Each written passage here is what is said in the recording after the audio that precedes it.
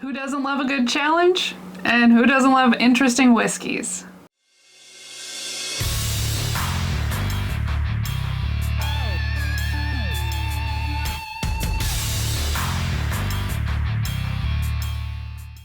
Hi friends, I'm Laura, this is Troy, we're Baker Drinks, and we were challenged to do this video by Bourbon Pour. And we haven't met Baker Drinks, but they've subscribed to our channel, we've subscribed to theirs, so we're going to challenge Baker Drinks as well. Let's just keep this going. They were challenged by SLBs. My good friend Jordan and his friend Brian, they started a new channel called the Bourbon Pour. One of our patrons and really good friend. If you guys are up for it, I'd love to hear all of your lists and check it out and learn from you as well. So here we are. Yep, so I guess Kurt was out riding around in his car one day and had inspiration strike when he was thinking about that Dos Equis commercial, The Most Interesting Man in the World, and thought he'd come up with a video idea, and in rare form actually challenged some people. I was driving around, I had some things to get done today, and I was trying to think in my head what I can do, and I know this is weird, Trenton, you know me, I get some crazy stuff going through my head, but I started thinking about that guy that has the beard and the pipe or whatever. I think, what is it, the Dos Equis beer guy, the most interesting man in the world. Sharks have a week dedicated to him. He is the most interesting man in the world. I don't always drink beer, but when I do, I prefer Dos Equis. So I kind of parlayed that into the title of today's show, which I am titling The Most Interesting Whiskeys in the World. Here we are. So we're gonna go honorable mentions first. So sometimes when we do a review, we say that a whiskey is interesting. And we don't necessarily mean it the way they meant in the video, but we do use that word, so we're gonna start with those whiskeys. So my first one for the interesting category is the Balcones Rye. So this is a cask strength rye, and it doesn't taste like any rye I've ever had in my life, which makes it interesting. I can see the appeal for some people. It's a lot of coffee. Yeah, if you like flavor, strong black coffee, that's your guy. Yeah, it's interesting. So for my interesting honorable mention, this is the most bizarre thing I've ever heard of. This is the Starward Australian single malt finished in ginger beer casks. And this is an annual release. This is the 2022 version. You can tell we've not drank a lot of this because it's such a weird flavor. It's kind of like a cocktail almost. That's how I like to drink it, with some ice. Mellow it out a little bit, but I mean, I like it. It's just not It's not bad. It's interesting. Exactly. Okay, so let's get to the bottles that we actually, that go with this list. So this list was supposed to be things that we find interesting, we can sit with for a long time, and pick new things out and really enjoy it. To me, what makes a whiskey pour extremely interesting and just delicious is that you can take an ounce or an ounce and a half, sit down in your favorite chair and just sip it for an hour and keep discovering new things about that whiskey. And even when you pour it a different time, you can still continue to pick up beautiful flavors that you didn't pick up the first time. To me, personally, that's what makes a whiskey extremely interesting. We went with that, but also our most unique, interesting type things. Yeah, and when Kurt was describing what he thought as an interesting whiskey, he said it's something that you could sit with for like an hour. I don't know about you guys. If I'm pouring some whiskey in a glass, I'm pouring a half ounce to maybe an ounce, and it's not lasting me an hour. Not usually. Unless I forget about it. Which happens. Which has happened. But it's not that I'm enjoying it for an hour. So I'm probably at 20 minutes on average with about a half to 1 ounce pour. Unless I'm like super busy doing something and I have a sip and, you know, get busy and then have another sip type of thing. But I'm not like sitting there just contemplating life and picking notes out of that whiskey. Although it sounds fun. Maybe someday when I am older and I can put on my smoking robe and get a pipe and sit in a leather chair and read a book in a leather binding. Sure. Anyways. So I'll go my first one on the list. No one's going to be surprised to see a Jack Daniel's, but this is the Jack Daniel's Coy Hill. And for me, the reason that it's interesting is the proof, 143.3 proof.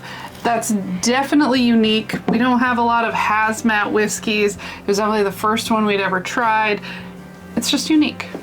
I like it and I love it. And it's just got some great flavors in that bottle. It don't just blow your palate out. No, it's wonderful. Okay, so for me, I'm going with the Wild Turkey Forgiven. And this is batch 303. Came out in like 2014. And it's a Bourye from Wild Turkey. And it's interesting because of the story.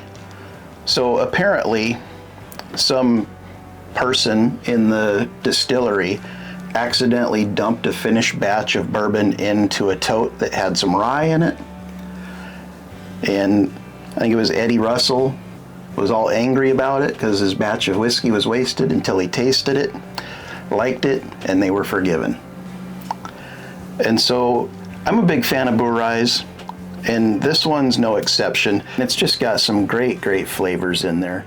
So the next one for me is not something I normally talk about, and it's Japanese whiskey. So this is the Yamazaki 12-year single malt. It's really what got me interested in Japanese whiskey. It's so fruity and light, and it's 12 years old. I love it. It really opened my eyes to other types of whiskeys. Yeah, that's the bottle that got me hardcore into the single malt category as well. Just orchard fruits drizzled in honey. Mm-hmm. So good. That's a great one. I would have had that on my list if you didn't already have it. So I guess I'm going to kind of piggyback off of Laura with this one because it's a single malt. But this is the Stranahan's. It's their Diamond Peak, and this is the finished in extra añejo tequila casks. I am not a tequila fan at all. Just the smell of tequila kind of turns my stomach, because of that time I almost died when I was a teenager drinking too much of it. That's the story anyways. That's what you say. But for some reason, a single malt finished in tequila just worked. And this is such an interesting pour. You don't really get any of the tequila. I mean, you get some funk on this. It's finished in something, but I guarantee if you tasted it blind, you wouldn't be able to pick out tequila. I know that because we did. We drank it blind, and we could not pick out that this was a tequila finished whiskey. But it is very interesting and very good. So next on my list, I've got Sagamore Spirit, and this is their port finished rye. And wow. I wish that we could get backups of this and this could always be on our shelf because it is a showstopper. Everyone likes it. It's very fruity. You really get the finish on it because I think it was in there for a year. And Sagamore puts out stuff that people like. So their base whiskey's good. You add the port, it's fantastic. And I'm a sucker for the really fruity type of whiskeys. If you've watched our channel, you know that Laura and I consider ourselves rye guys. I mean, most of the whiskeys on this list are either single malt or rye. They just have the most flavor. Bourbons are good too. That's like our original true love. And we drink a lot of it. Yeah, but when you want something unique, super huge flavors, I'm grabbing for a single malt or a rye. And this is the John A.P. Connolly rye out of Bogue Distillery. It's like a limited annual release. We got this from a friend of the channel, Marty at Whiskey Knows. It is so unique and different and amazing. Everybody that I've shared this with has been, oh my God, where do I get that? And I'm sorry, you can't. Because it's just such a rare thing. I think it's North Carolina. Yeah, but isn't he coming out with a pick or something? That's the rumor. So maybe follow him and find out if you can never get a hold of one. For sure. But the John A.P. Connolly limited reserve rye whiskey at barrel proof, it is just, I hate to be copying Laura, but it's a showstopper. Okay, next on my list, no surprise, finished rye here. We've got the Rye 3 cigar series, and so what makes this one so unique and so interesting to me is that it's a cigar batch, but it's rye. So the flavors are very different. They finished it in different things than you would get on other ones. You know, we got the Madeira, rum, Naranja, and then it's got the French oak stave. So it's got all kinds of finishes, which you would expect with a cigar blend. And it is so different than anything I've ever tasted. So as you can see, we put a good dent in it, and that's because we enjoy it, and I just love that it's different. Like, I don't want to drink the same thing every day. I want something that's just going to be like, ooh, what is that? Make me kind of think about it and enjoy it in that way, and this one definitely falls into that category. Okay, so next for me, surprise, it's another single malt. Surprise! So this is from Westland Distillery out of Seattle, Washington. This is their cask strength American single malt. This is finished in Petite Syrah. And, you know, we went to the distillery on a birthday trip for me back in February, and I really wanted to do the fill your own bottle experience. We had done a couple of them at different distilleries on the trip. We had a lot of fun. We found typically it was like the best barrel available for us was that particular one. We tasted through their flight. I had every intention of doing that fill your own bottle until this guy showed up in our glass. It was just by far the best thing they put in our glass that day. And granted, we didn't get the Gariana 8 because, you know, it just won the number 3 whiskey in the world and was sold out, but we had every other exclusive offering they had, including the fill your own, and this Petite Syrah cask finished single malt by far was the best.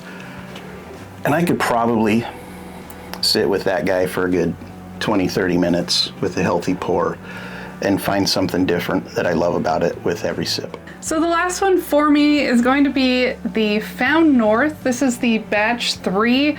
It is a 17-year-old cask strength rye whiskey from Canada. And Canada does things a little different with their rye whiskeys, or really with any of their whiskeys. They don't blend it before they age it. They get their rye whiskeys by itself, they got their corn whiskey by itself, and then they blend them together to get their mash bill that goes into the bottle. And this thing is old. I mean, 17 years. It is fantastic.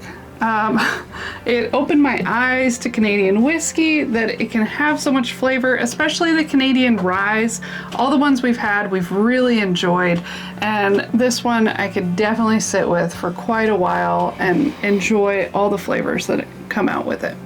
Yeah, and that's the bottle that put Found North on the map for us. We bought like 4 other Found North bottles because of that one, and we've loved them all, but that by far is my favorite. Okay, so the final bottle on our list, and the most interesting of all of these for me at least, it's another local distillery, it's another single malt, it's the Westward Whiskey Milestone.